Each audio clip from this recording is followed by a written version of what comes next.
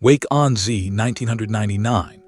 Garry Kasparov, the strongest player alive, against Veselin Topalov, himself a future world title challenger. What's about to happen is so violent it earns its own name, Kasparov's Immortal. A rook thrown away on purpose and a king dragged out of its corner, marched across the entire board and executed in the middle of it. Every move here has a reason. Let's go find them. Kasparov has white, e4, and Topalov answers with the perk d6, knight f6, g6. The deal black makes is deliberate. Hand white a big pawn center now, then try to chew it up with piece pressure later. It's a fighting choice, but against the most ferocious attacker in history, inviting him to build a center is a dangerous bet. b3 and qd2, a battery, and it's aimed at one square, h6. The idea is to chase down the bishop black is about to fianchetto on g7. That bishop is the single most important defender of the dark squares around a king on the king side, and Kasparov wants it gone before black can even use it. f3. It looks modest, but it does two jobs. It cements the e4 pawn, and it opens the door for g4, h4, the kingside pawns that will charge once black castles. This is the signature of an opposite-side castling middle game, and Kasparov is committing to it early. b5. Topalov fires the starting gun on his own attack, grabbing queenside space, which is exactly where white's king is about to live.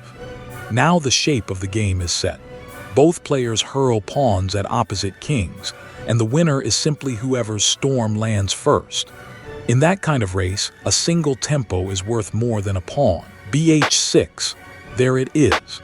Kasparov forces the trade of dark squared bishops.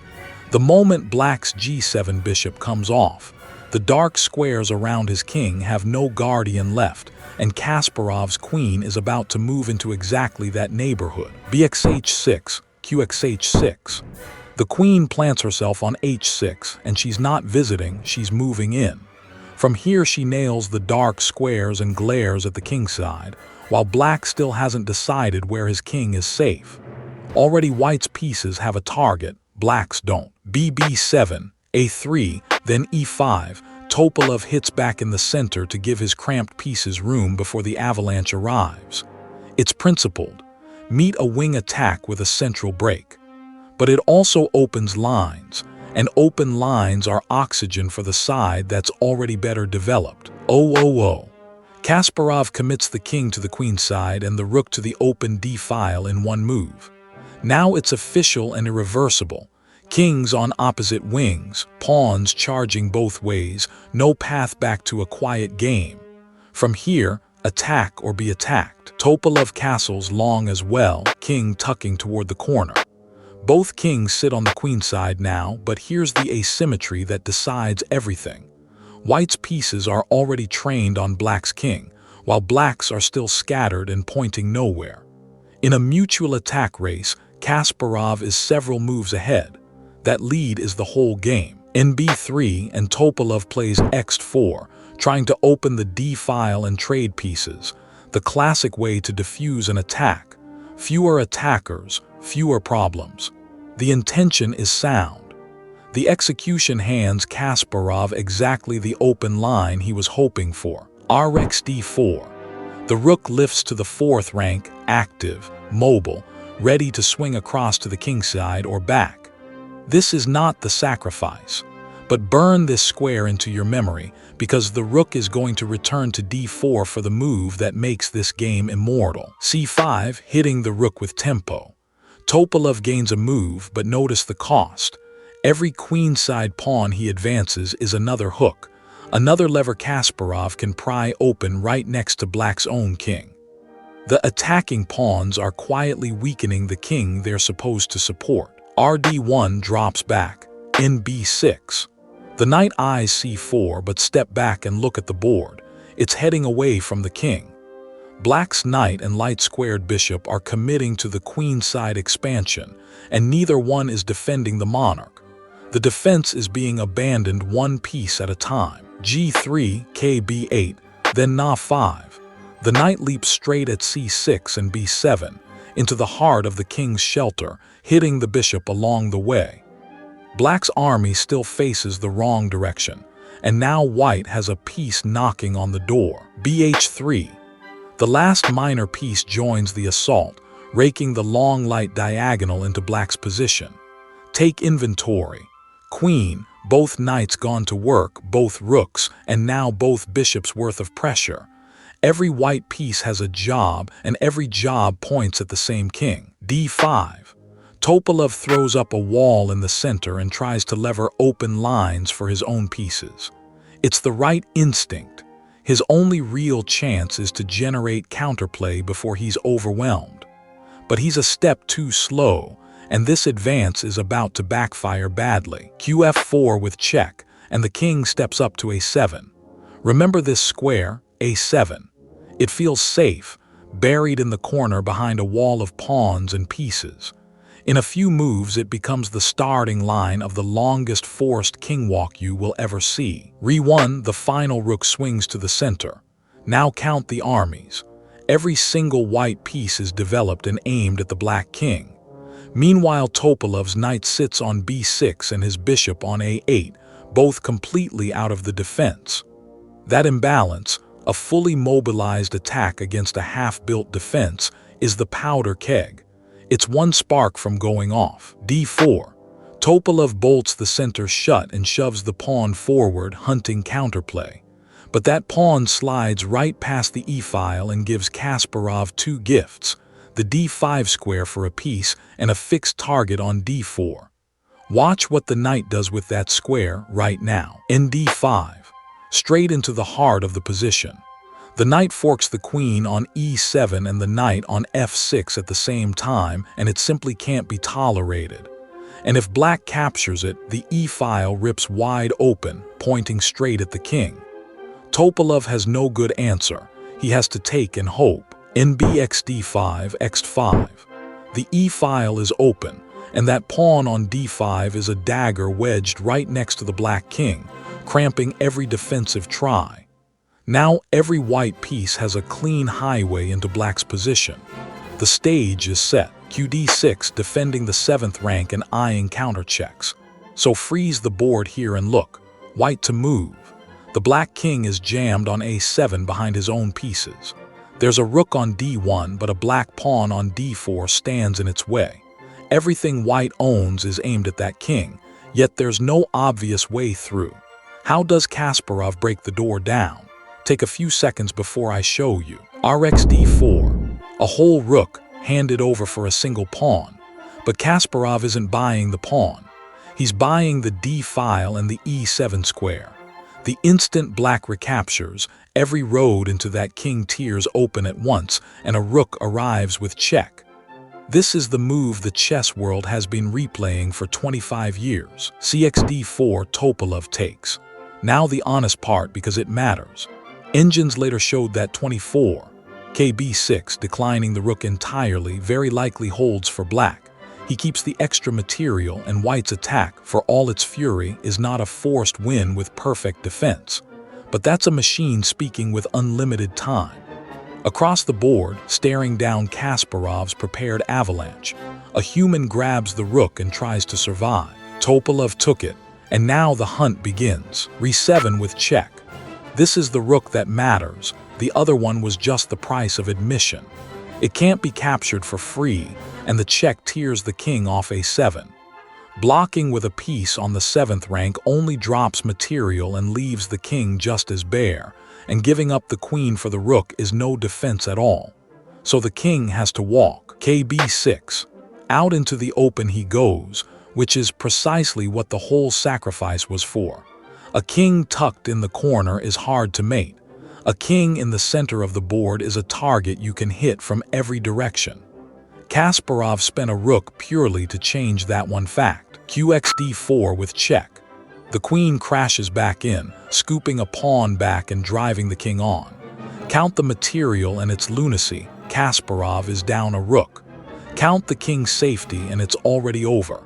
In a position this open, with this many attackers, the king is worth more than any rook. KXA5. The king grabs the loose knight because the only alternative, blocking with the queen on c5, simply loses the queen to qxc5 on the spot. So he takes and lands on a5, deep in white's half, stripped of every defender. A king on a5 in a middle game isn't a king anymore. It's a hunted animal. b4 with check. Look at what Kasparov is willing to do. He rips open the pawns in front of his OWN king to fuel the attack. He doesn't care. His king isn't in danger, and every pawn he throws forward is just another tool to herd the black king toward the kill. K4, the only square that doesn't immediately give the queen back, 27. QXB4 just hands it over with check and ends the game. So the king climbs to a4, pinned against the edge, completely surrounded by white's army. It looks like it must be mate in one. It isn't, and that razor-thin gap between surely mate and not yet is exactly why this combination is so monstrously hard to calculate. QC3, no check, and that's what makes it terrifying. It quietly threatens mate and bolts the king in place. Topalov has just one way to keep breathing, QXD5, and there it is, the only defense. Black's queen finally comes alive, snatching the dagger pawn and covering the squares around her king. For exactly one move, the king survives. Kasparov has to find another way in. Ra7. He finds it instantly. The rook swings the full width of the 7th rank, hits the bishop, and keeps the king sealed in its box. No breathing room granted. BB7 tries to block. RxB7. Kasparov just takes it and keeps coming. He is now down a rook and declining to count material at all. Pieces are irrelevant. Only the king is on the menu. QC4. Topalov defends and throws in his own counterattack, betting his checks arrive in time to save him. They never will. In this whole sequence, Kasparov is permanently one tempo ahead, and one tempo is the difference between checkmating and being checkmated. QXF6. With the king locked down, Kasparov calmly pockets a knight. This is the quiet brutality of the position. The mating net is so tight he can grab material on the side while it holds. The attack is paying its own bills. KXA3. The king keeps snatching pawns, hunting for a single safe square, and keeps tunneling deeper into white's camp instead. Every free pawn drags him closer to the executioner. QXA6 with check. Another pawn gone, another check. And notice, this isn't a random spray of checks. Every single one nudges the king the same direction, out and across. KXB4. The only legal move on the board. Trace the whole path now. A7, A5, A4, A3, B4. Topalov's king has been marched clear across his own backyard and into enemy territory, with barely a choice at any step. C3 with check. Kasparov spends yet another pawn for the sole purpose of keeping the king moving. He is down a rook and a fistful of pawns and completely, trivially winning. Material has stopped meaning anything. KXC3. He takes the alternatives, KC5 or KB3, run into mate even faster. So the king stands on C3 now, dead center, on white's own 3rd rank. This is the image that made the game legendary. A king hunted from one end of the board to the other while still on the move. K1 with check. The queen whips back to the corner, checking along the 1st rank and slamming every escape shut behind him. KD2. Onward, he's now fully inside white's position, on D2, one step from Kasparov's back rank. A king that started the combination hiding on A7. QB2 with check. Still driving. The key to the whole hunt. Kasparov never once lets the king pause for a free move. Check, step, relentless, and every step calculated in advance. KD1. The black king stands on D1. It has walked from A7 all the way to D1, the entire width of the board into the far corner of white's camp. White to move. Every instinct screams, check him again. But the strongest move on the board right now is not a check at all. Can you see it? Take a second. BF1. The famous quiet move, and it's the kill precisely because it isn't a check. Instead of chasing, Kasparov calmly snuffs out black's last flicker of counterplay and prepares to bring the rook crashing in. The king on d1 is now in a sealed cage with no useful move. Topalov is reduced to flinging his rook in front just to postpone mate. Black's defense had already collapsed. The only real chance to survive came and when it moved 24. Rd2, the only try, jamming the rook in to block the mating idea. It costs black the exchange and buys nothing but a couple of moves. Rd7. Kasparov doesn't even take the rook. He brings his own with a fresh, decisive threat. Precise to the final blow. He's not interested in winning material, he's interested in mating. Rxd7 forced. It's take the rook or be mated immediately. Now Kasparov collects everything. Bxc4. The bishop that quietly slid to f1 a few moves ago reaches out and snaps off black's queen. The smoke clears, and Kasparov, who was down a whole rook through the entire attack, emerges a full queen ahead. Bxc4, qxh8. He scoops the last black rook off the board. Now it's a queen and more to nothing, with black's king still naked in the open. The game is decided.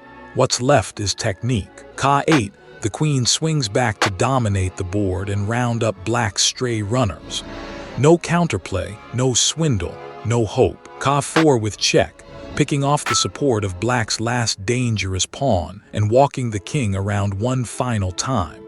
Total control, zero risk. F4. With nothing left to fear, Kasparov simply starts pushing a passed pawn toward promotion. Black can only shuffle and wait for the end. Kc1, Rd2, K7, and Topalov resigns.